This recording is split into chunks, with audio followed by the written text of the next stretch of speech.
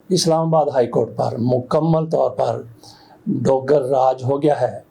تو ڈوگر راج کس طرح سے ہو گیا؟ پہلے ایک کورٹ ہوا کرتی تھی سپریم کورٹ، اس کو ڈوگر کورٹ کہتے تھے، ڈوگر سپریم کورٹ۔ وہ تھے عبدالحمید ڈوگر صاحب۔ یہ ان دنوں کی بات ہے جب افتخار محمد چودھری صاحب کو پرویز مشرف کی طرف سے بالکل ہی الگ کر کے رکھ دیا گیا تھا۔ اور یہ پھر بات کی بات ہے 3 نومبر 2007 کی کہ پرویز مشرف صاحب کی طرف سے سارے ججوں کو سپریم کورٹ کے جو افتخار محمد چودھری صاحب کے ساتھ تھے ان کو ایمرجنسی لگا کے ایمرجنسی پلس کا اس کو نام دیا گیا تھا، سب کو نظر بند کر دیا گیا۔ تو عبدالحمید ڈوگر صاحب سپریم کورٹ کے مہان بن گئے، ان کو چیف جسٹس بنا دیا گیا۔ ان کے ساتھ پھر کیا ہوا یہ ایک الگ داستان ہے۔ تو یہ ڈوگر صاحب ہیں سرفراز ڈوگر، لاہور میں ان کا 15واں نمبر تھا، یہاں سے ان کو اٹھایا اسلام آباد میں جا بٹھایا، لیکن وہاں پہ یہ قائم مقام جج تھے کیونکہ ان کے خلاف کئی اپلیکیشنیں تھیں اور وہ اپلیکیشنیں بھی خارج ہو گئی۔ سپریم کورٹ سے محمد علی مظہر صاحب 5 رکنی آئینی بینچ کی صدارت کر رہے تھے، ان کی سربراہی میں یہ فیصلہ دیا گیا کہ یہ جج صاحبان وہ کہتے ہیں کہ ہماری سینیارٹی متاثر ہوئی ہے، یہ ایویں ہی کہہ رہے ہیں، کوئی سینیارٹی متاثر نہیں ہوئی۔ ڈوگر صاحب مستقل جج، مستقل تو انہوں نے نہیں کہا، انہوں نے یہ معاملہ بھیج دیا جناب آصف علی زرداری صاحب کی طرف، اور آصف علی زرداری صاحب کو کہا گیا کہ آپ سینیارٹی طے کر دیں، اور انہوں نے 1 منٹ نہیں لگایا۔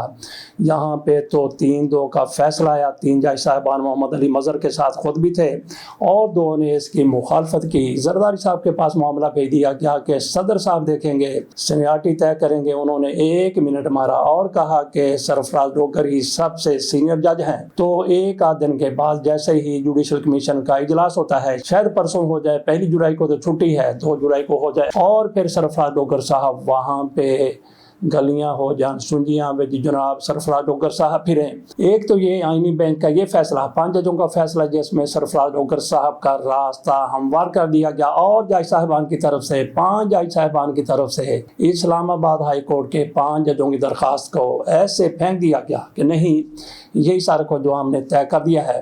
تو اسی طرح سے خصوصی نشستوں کے حوالے سے بھی ایک فیصلہ آیا تھا۔ یہ فیصلے سارے کس طرح سے آ رہے ہیں؟ اس میں عمران خان کی پارٹی کو ایک بھی نشست نہیں دی گئی۔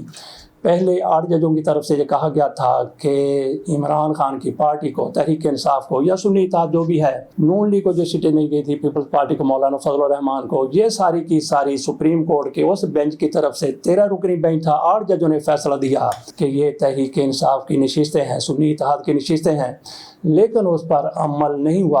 اور پھر آئینی بینچ بنا، 13 جج صاحبان بیٹھے، اتنے جج صاحبان جتنے کا وہ بینچ تھا، 13 رکنی وہ بینچ تھا، اور یہ بھی 13 رکنی بینچ بنا، لیکن 2 جج صاحبان الگ ہو گئے۔ انہوں نے پہلے اپنا فیصلہ دے دیا، 1 جج صاحب درمیان میں چھوڑ کے چلے گئے، 10 رکنی بینچ رہ گیا، اور 10 رکنی بینچ نے 13 رکنی بینچ کا فیصلہ کالعدم قرار دے دیا نظر ثانی میں جاتے ہوئے۔ اور اس کے ساتھ ساتھ یہ بھی ہے کہ وہ 8 ججوں کا فیصلہ تھا، یہ 7 ججوں کا فیصلہ ہے، اور دنیا دیکھ رہی ہے کہ 7 جج کیسے 8 ججوں کے فیصلے کو کالعدم قرار دے سکتے ہیں۔ بہرحال یہ سارا کو جو نکلا ہے، یہ نکلا ہے 26ویں آئینی ترمیم سے۔ 26ویں آئینی ترمیم کیسے ہوگی، یہ کس دن کی پیداوار ہے؟ ہم چلتے ہیں تھوڑا سا ماضی میں۔ ایک ہوا کرتے تھے شریف الدین پیر زادہ صاحب، وہ آمر کے ساتھ رہے، آمر کے ساتھ ساتھ وہ جمہوری حکومتوں کے بھی ساتھ رہے۔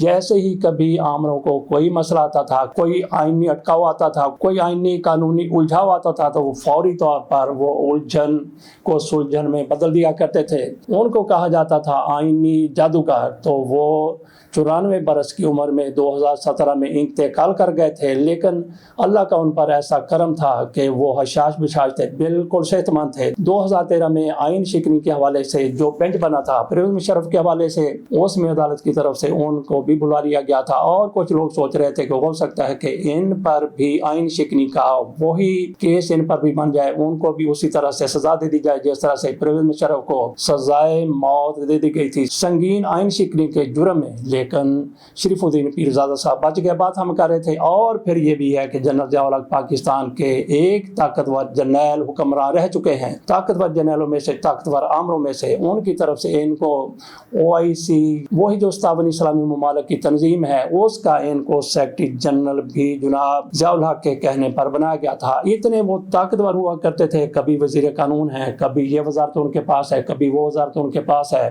بہرحال ان کو کوئی لوگ تو اس وجہ وجہ سے بھی جادوگر کہتے تھے کہ جدہ کا جادوگر، کیونکہ اس کا آفس شاید جدہ میں ہے، اویسی کا اسی طرح سے ان کو آئینی جادوگر بھی کہا جاتا تھا، کیونکہ جو چیز آئین میں قانون میں نہیں ہوتی تھی وہ ثابت کر دیتے تھے کہ یہی آئینی ہے، یہی قانونی ہے، اس لیے ان کو آئینی جادوگر کہا جاتا تھا۔ بات ہم نے شروع کی تھی آئینی بینچ سے، اور بات ہم نے اس سے پہلے 26ویں آئینی ترمیم سے بھی شروع کی تھی۔ وہ آئینی جادوگر تھے شریف الدین پیرزادہ صاحب۔ اور آج کے آئینی قانونی جادوگر کون سے ہیں؟ بلکہ میں سمجھتا ہوں کہ آج کے جو آئینی اور قانونی جادوگر ہیں انہوں نے شریف الدین پیرزادہ کو کاٹ کے رکھ دیا ہے۔ اگر آج شریف الدین پیرزادہ صاحب ہوتے، اس شخص کو ڈھونڈتے، اس کے ہاتھ پر بیعت کر لیتے، تو کیا آج کے آئینی جادوگر اعظم نذیر تارڑ ہیں جو وزیر قانون ہے، یا پھر قاضی فائز عیسیٰ تھے جنہوں نے سارا کچھ ان کو اس حکومت کو بتایا، اس رجیم کو بتایا، اور معاملہ چلتے چلتے کہاں پہ پہنچ گئے 26ویں آئینی ترمیم پر۔ تو اس حوالے سے جو فیصلہ ہے خصوصی نشستوں کا، اس پر بھی تھوڑی سی بات کر لیتے ہیں۔ یہ تو ہم نے بات کر لی کہ کس طرح سے آئینی جادوگر آج کا کون ہے۔ مجھے نہیں لگتا کہ اعظم نذیر تارڑ صاحب اتنے زیادہ لیجنڈ ہیں، اتنے زیادہ ہوشیار ہیں، چالاک ہیں کہ ان کو آئینی جادوگر کہا جائے۔ اسی طرح سے قاضی فائز صاحب بھی نارمل سی ذہنیت کے مالک ہیں، ان کو بھی آئینی جادوگر اس طرح سے نہیں کہا جا سکتا۔ تو پھر کون ہو سکتا ہے آئینی جادوگر جو شریف الدین پیرزادہ کو بھی پیچھے چھوڑ گیا؟ تو اس حوالے سے ناظرین تھوڑی سی تحقیق آپ بھی کیجئے، ہم بھی دیکھتے ہیں کہ وہ بندہ کون ہو سکتا۔ لیکن یقینی بات ہے یہ دونوں اس لیول کے نہیں، اعظم نذیر تارڑ صاحب اور قاضی فائز عیسیٰ صاحب، لیکن یہ مہرے کے طور پر ضرور کام کرتے رہے ہیں۔ ان کو تو بہت بڑا صلہ مل گیا اعظم نذیر تارڑ صاحب کو مہرہ بننے کا، لیکن قاضی فائز صاحب 3 میں ہیں نہ 13 میں ہیں، وہ کہیں کے بھی نہیں رہے۔ گھر سے باہر نکلتے تو نعرے لگتے ہیں، پاکستان سے باہر جاتے ہیں تو نعرے لگتے ہیں، احتجاج ہوتا ہے، ان کو کیا کچھ نہیں کہا جاتا۔ تو باقی خصوصی نشستوں کے حوالے سے جو فیصلہ ہے اس پر بڑی تنقید ہو رہی ہے۔ تحریک انصاف نے تنقید کرنی ہے، اسی طرح سے تحریک انصاف کے جو حامی ہیں وہ بھی اس فیصلے پر جس طرح سے پل پڑتے ہیں، جس طرح سے اس فیصلے کو تنقید کا نشانہ بناتے ہیں، وہ بھی اپنی مثال آپ ہے۔ لیکن جو ان کے حامی ہیں، ججوں کے حامی ہیں، تو جو عمران خان کے شدید مخالف ہیں، وہ ان کی طرف سے اس کو بڑا سراہا جا رہا ہے، لیکن ہر کوئی نہیں سراہ رہا۔ میں آپ کو یہاں پہ ایک کلپ سناتا ہوں، یہ ہے شاہ زیب خانزادہ کا، جو پبوں پر ناچتے رہتے ہیں جب بھی تحریک انصاف کے خلاف فیصلہ آتا ہے، لیکن اس فیصلے پر ان کی طرف سے جو کچھ کہا گیا اس سے آپ اندازہ کر سکتے ہیں کہ یہ فیصلہ کیسے ہے۔ شداد ایک متنازع فیصلہ ہے، اور افسوس کی بات ہے کہ متوقع فیصلہ ہے۔ عدالتوں کے فیصلوں کی اگر توقع پہلے سے ہی کی جانے لگے کہ اپنا ہی فیصلہ سپریم کورٹ نظر ثانی میں کالعدم کرنے والی ہے اور اس کا آئینی بینچ کالعدم کرنے والا ہے، تو اسی سے پتہ چل جاتا ہے کہ معاملہ کتنا متنازع ہے، اور جو فیصلہ آیا ہے وہ بھی متنازع ہے۔ اور آج سے نہیں ہے، جس دن سے پاکستان تحریک انصاف کو بلے کے نشان سے محروم کیا گیا، اس دن سے سپریم کورٹ کے فیصلے متنازع اور الیکشن کمیشن آف پاکستان کا کنڈکٹ متنازع رہا ہے۔ آپ پہلے ایک جماعت کو بلے کے نشان سے محروم کرتے ہیں، اس کے باوجود وہ جماعت سب سے بڑی جماعت کے طور پر ابھرتی ہے، اس کے بعد آپ اس کو مخصوص نشستوں سے محروم کرتے ہیں۔ پشاور ہائی کورٹ اگر فیصلہ دے بھی دے تو سپریم کورٹ کا اپنا جو بینچ ہے وہ فیصلہ دیتا ہے 13 رکنی کہ نہیں، یہ نشستیں تحریک انصاف کی بنتی ہے، اور الیکشن کمیشن اس فیصلے پر عمل نہیں کرتا۔ سپریم کورٹ کے بینچ کی طرف سے 8 ججز کی طرف سے 2 دفعہ وضاحت آتی ہے کہ اگر الیکشن کمیشن تاخیر کرے گا تو اس کے نتائج ہوں گے۔ الیکشن کمیشن پھر بھی نہیں عمل کرتا، پھر آپ کو پتہ ہی ہے ترامیم ہونا، آئینی بینچ بننا، بینچ بننے کے بعد یہ فیصلہ آنا۔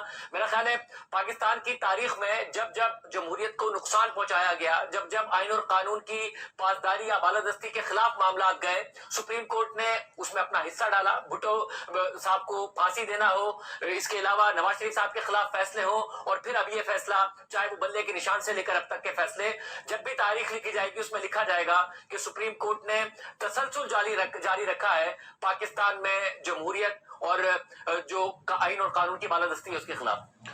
شاہ زیب، جب 12 جولائی 2024 کو فیصلہ آیا، جیسے آپ نے بتایا الیکشن کمیشن نے اس پر عمل درآمد نہیں کیا، بلکہ الیکشن ایکٹ میں حکومت نے ترمیم کر دی تھی جس میں کہا تھا کہ کوئی بھی شخص اپنے الیکشن جیتنے کے بعد 3 دن کے اندر اس سے فیصلہ کرنا ہے کہ کون سی پارٹی جوائن کرنی ہے، اور فیصلے کرنے کے بعد وہ پارٹی تبدیل نہیں کر سکتے۔ اور یہ فیصلے کا اطلاق انہوں نے کہا تھا 2017 جب الیکشن ایکٹ کا نفاذ ہوا تھا اس وقت سے ہوگا، تو اس وقت تو ٹال مٹول کرتی رہی۔ اب آپ کو لگتا ہے الیکشن کمیشن مزید ٹالے گا یا فیصلے پہ فوری عمل درآمد ہوتا ہوا دیکھ رہے ہیں آپ؟ नहीं, बिल्कुल मेरा नहीं ख्याल कि टालेगा।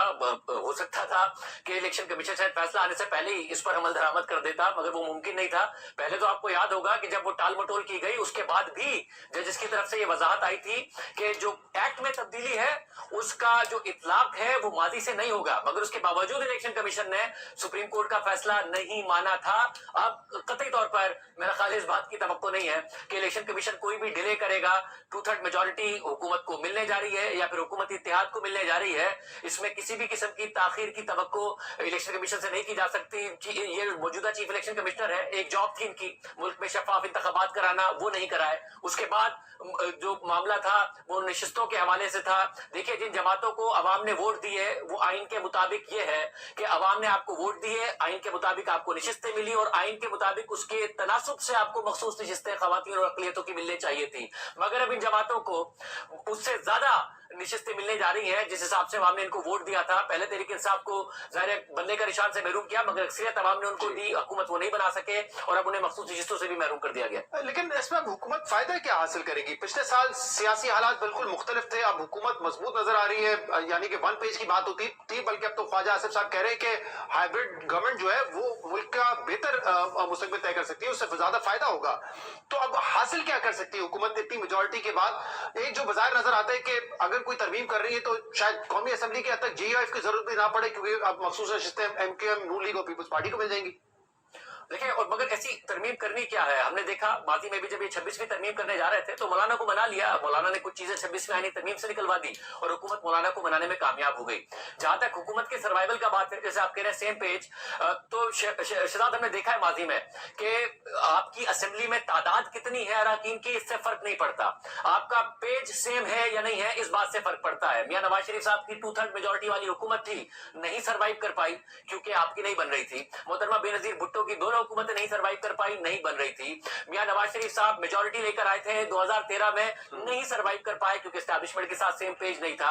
इमरान खान साहब के पास मेजोरिटी नहीं थी, मगर 3.5 साल ताकतवर तरीन वजीर आजम के तौर पर सामने आते थे और खुद कहते थे मैं सारे काम एजेंसियों से कराता था, अपने इत्यादियों को मैनेज कराता था। मगर जिस दिन सेम पेज फटा उस दिन हुकूमत चली गई। तो आपकी असेंबली में तादाद कितनी है, हुकूमत के मजबूत होने या ना होने का पाकिस्तान में तारीखी तौर पर ताल्लुक इस बात से नहीं है, आप सेम पेज पर इदारों के साथ हैं या नहीं है, इस बात से है। और इस वक्त जो सेम पेज है वो तो ऐसा है कि फिलहाल तो नहीं लगता, जिस दिन अगर ये फटता है तो उसके बाद शायद इन ये जो नंबर्स हैं, ये जो तादाद है, इसकी अहमियत ना रहे। अभी तक तो शहबाज शरीफ साहब के होते हुए मुश्किल नजर आ रहा है। ये आपके सामने क्लिप रख दिया। मेरा ख्याल है कि आपको ये क्लिप संभाल के रख देना चाहिए, क्योंकि कल जब भी बात होगी तो इनको ये बताया जाएगा, दिखाया जाएगा। तो ये देख लीजिए कि 26वीं आईनी तरमीम के बाद किस तरह की हमारी अदलिया थी, किस तरह के उनके फैसले थे। तो इस पर मेरा ख्याल है कि ज़्यादा तबसरा करने की ज़रूरत नहीं है। हर चीज़ शाह ज़ेब खानज़ादा और उनके साथ शहजाद इकबाल की तरफ से आपके सामने रख दी गई है। तो थोड़ी सी बात कर लेते हैं गंडापुर की। गंडापुर के हवाले से कहा जाता है कि उनकी हुकूमत को खतरा है। मेरा नहीं ख्याल कि गंडापुर की हुकूमत को किसी भी किस्म का खतरा है, इसके बावजूद कि ये नशिस्तें दूसरी पार्टियों की दे दी गई हैं और वहाँ पे जिस तरह से 150 के करीब इनकी PTI की नशिस्तें थी, वहाँ पे 55 ऊपर से आके उड़ के उनके मुखालफिन आ गए हैं। बहरहाल पूरी कोशिश करेंगे तो गंडापुर की हुकूमत को इसलिए खतरा नहीं। मौलाना फजलुर रहमान भी टपके हैं, वो भी उछल कूद कर रहे हैं। वो कल तक तहरीक इंसाफ की हमायत करते हुए नजर आ रहे थे, लेकिन आज वो डुबकियां लगाते हुए निकले हैं। तो पूरी की पूरी मौलाना फजलुर रहमान की पार्टी कोशिश कर रही है कि वहाँ पे अली अमीन गंडापुर इस्तीफा दे के चले जाएं या उनकी हुकूमत को उल्टा दिया जाए और हमें मौका मिल जाए। लेकिन गंडापुर को किसी किस्म का खतरा नहीं है। क्यों खतरा नहीं है? क्योंकि इन्होंने जो कुछ करना है वो उन लोगों के लिए कर रहे हैं जिनके बारे में कहा जाता है कि अली अमीन गंडापुर उनके सामने डट के खड़े हो गए हैं। तो अली अमीन गंडापुर साहब जिस तरह से इमरान खान के लिए काबिल कबूल हैं, इसी तरह से उनके लिए भी काबिल कबूल हैं जिन्होंने सारी रजीम ला के बिठाई हुई है। तो बातें तो और भी काफ़ी हैं, लेकिन वीलॉग ज़्यादा ही तवील हो रहे, इसलिए इजाज़त दीजिए। अल्लाह हाफ़िज़।